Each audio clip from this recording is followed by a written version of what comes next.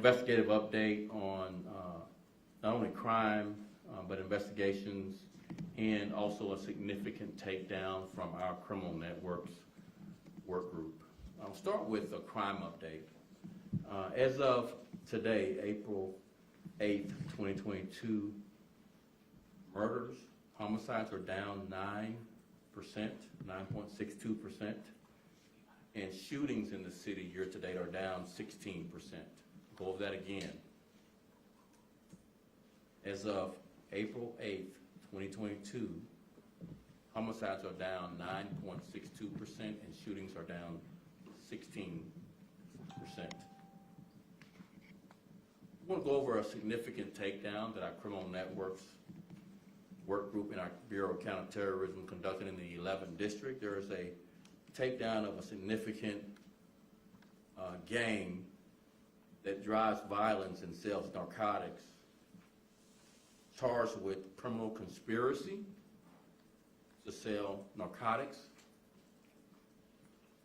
There's 4 offenders charged with criminal conspiracy. Demetrius Rockamore, charged with criminal conspiracy. Kimberly White, Misty McQueen, that's spelled MQUEEN, Antonio Williams, and Antonio Allen charged with another case but connected to this criminal conspiracy. This criminal conspiracy seized 34 grams of heroin and 2.5 grams of crack cocaine. In addition to the takedown of these offenders and charging of them with criminal conspiracy, there was also an abandoned property that was shut down in the 100 block of South Albany that was being used for illicit activity. In all, 9 felony charges for criminal drug conspiracy and 5 felony charges for manufacturing and delivery of a controlled substance. Now we'll have the investigative update from Chief Dinahan, the Bureau of Detectives, and I'll come back for questions. Thank you.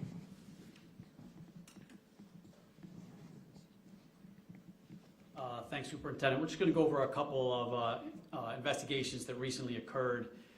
We had an incident yesterday on the 8th of April at approximately 5:35 p.m. involving a 7-year-old child. She was on a park bench. She was with her 2 13-year-old brothers who had walked away for a moment, and then there was an individual who was 23 years of age who came by and basically kind of grabbed the child. And what happened was a concerned citizen saw this and knew something was wrong. She could tell that the 7-year-old didn't want to be with this male, and she immediately called the police. The police responded, and then they found these 2 individuals. The male is in custody at this time. He's 23 years of age, as I mentioned, and the 7-year-old is being interviewed forensically, and this case is an open and active ongoing investigation. So I can't give much more on the details of that, but this person is in custody, and this appears to be an isolated incident, and hopefully we're expecting charges in the next day. There was another incident last night on the 7th of April, on the 7th of April at approximately 10 p.m. near the area of 82nd and Green, where we had a 4-year-old who suffered a gunshot wound. That was an accidental discharge that happened inside the residence. It was more of a graze wound to the child. The detectives are still openly investigating this case, but it appears at this time it may be self-inflicted. And lastly, on the 5th of April, there was a triple homicide that occurred at 113th and Green Street. And for this case, the detectives are really asking the community to come forward and provide information because we do not have any suspects at this time. And there's a lot of evidence that's been reconciled, but the detectives need further leads, and they believe that there are people out there who know more about this incident and are asking them to go to cpdtip.org to provide information to the detectives to help assist. Once again, I'm not going to talk about too much details of this because the detectives obviously have all the evidence, but at this point they really need help from the community. They believe there's people who know who did this and are asking people to come forward and provide that information anonymously. Before I take questions, I just want to in the vein of how Chief Dinahan ended asking for help from the public, we do have a reward tip line. If you call 833-408-0069, you can receive a reward up to $15,000 for tips that lead to charging and or conviction for homicide, and up to $5,000 for gun trafficking. Before we get to the questions, I just want to also just restate, homicides in the city are down 9.62%, and shootings are down 16%. And I want to add, for the month to date, April to April, even though it's early, our shootings are down 45%, April to April, and our homicides are down 27%, April to April. And if you recall, March, month to month, both categories, homicides and shootings, were down 20% each, month to month as well. So our officers and our detectives are really doing a great job in making progress in reducing shootings and homicides in the city so far this year. Now, with that, I'll take questions. Can you update us on carjacking task force, and if you have any information on the carjacking that occurred in the Loop? We can get to the particular carjacking on the Loop offline. We don't have those details prepared for this presser. Carjackings in the city have been down most of the year. Within the last couple of weeks, they've spiked 3% for the year. This issue, again, is predominantly driven by juvenile offenders. We are working extremely hard at engaging our juvenile offenders and making better decisions. Our juvenile courts are having a very tough time holding them for very long. No one has the appetite in the juvenile court system to incarcerate our young people caught, but this is a very dangerous, serious crime. Our officers, our department takes carjacking, regardless of your age, very serious, and we will arrest you and bring you to justice. But the police department is not the judiciary. There is a bright line between the judiciary and the policing and enforcement, so we just want to work as best we can with the courts at their efforts at preventing young people from doing these types of crime. We are seeing young people who have done multiple carjackings. We are arresting young people who have done 3, 4, 5, 6 different carjackings, part of crews that get arrested, get back out of jail, and they start back carjacking. So juvenile offenders are near 60% of the offenders we're arresting. So this issue primarily is driven by teens and preteens, very young people. Thank you. Any other questions? You said you're working hard to engage juvenile offenders. What exactly does that mean in terms of the police department? Are those conversations you're having with the children? Like, what do you say? What are you saying? More than conversations. Conversations really for the victims is not enough. Victims and police and others, I'm sure the courts as well, want to see these young people make different decisions. So some of the things that we're doing is where we're trying to intervene in ways that basically knock on the door of these young people that have been charged and arrested, and offer services, whether that might be services for the young person or for the family, trying to figure out ways to stabilize the home, trying to determine what those needs are. Why is this young person committing these very heinous crimes, and trying to figure out the right connection to social services.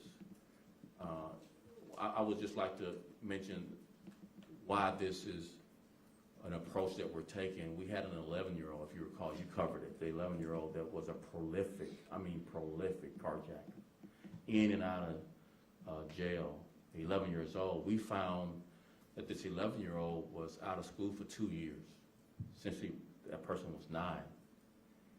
And the mother had recently passed away.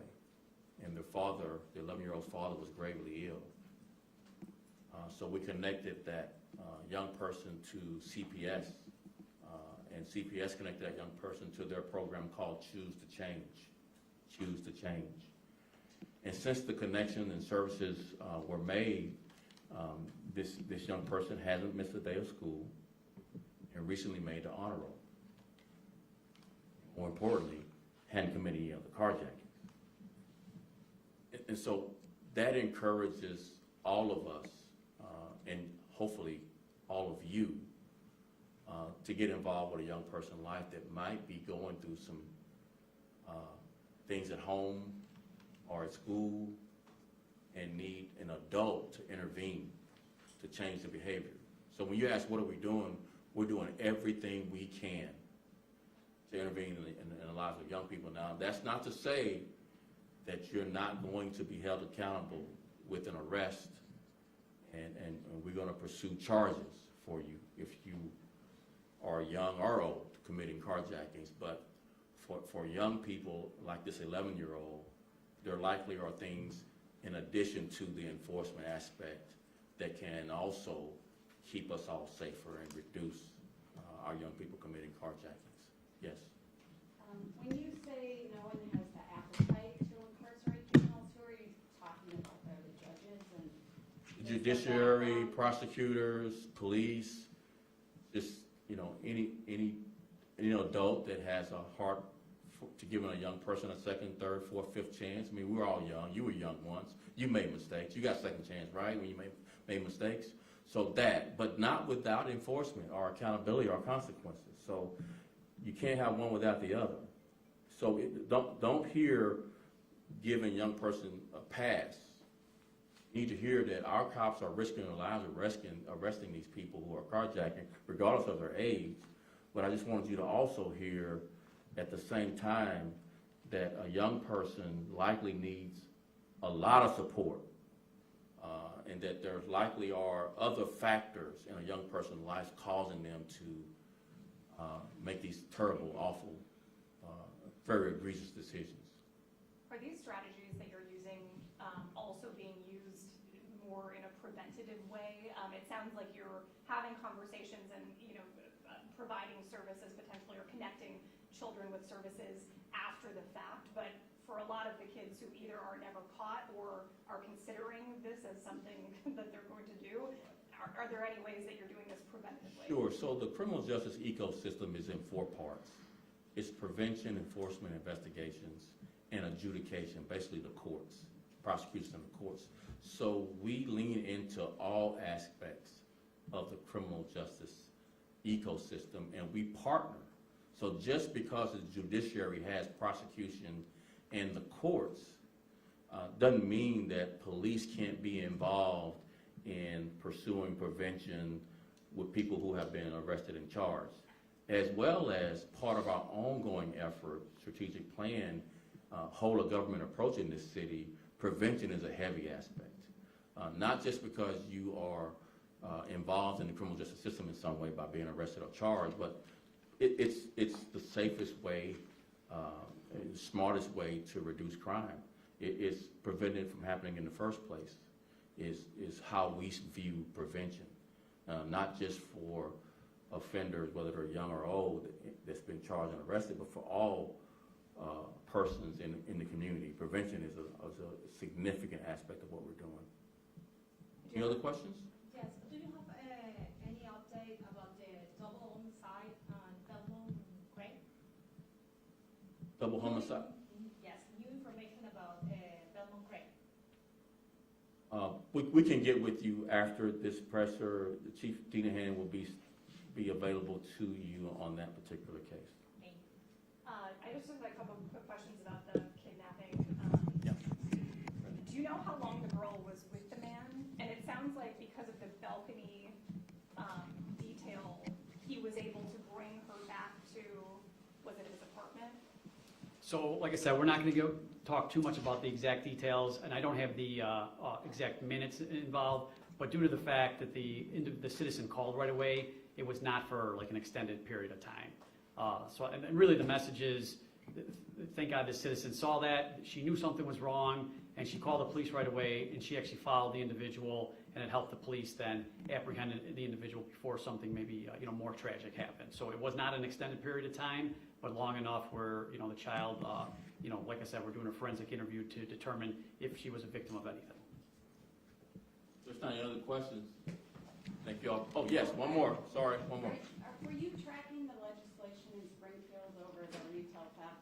Because I'm curious if you weighed in, gave any testimony about it, and also wanted an update on the looting task force? I don't know how many of We didn't give any testimony, but we are working in collaboration with the Retail Theft Task Force.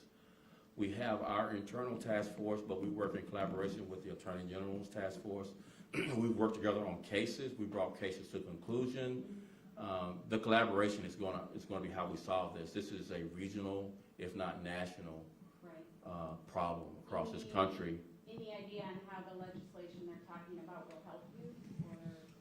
Any and all help in this area. I think the secondary market for selling these goods, the aspects of the legislation for that is going to be very helpful. This is part of why this is happening, that this secondary market, this black market of selling these goods that are stolen, and the ease that with this happens and across state lines.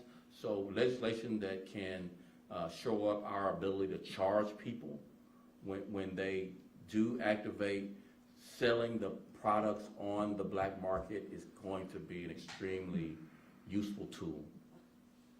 Thank you all very much. Really appreciate it.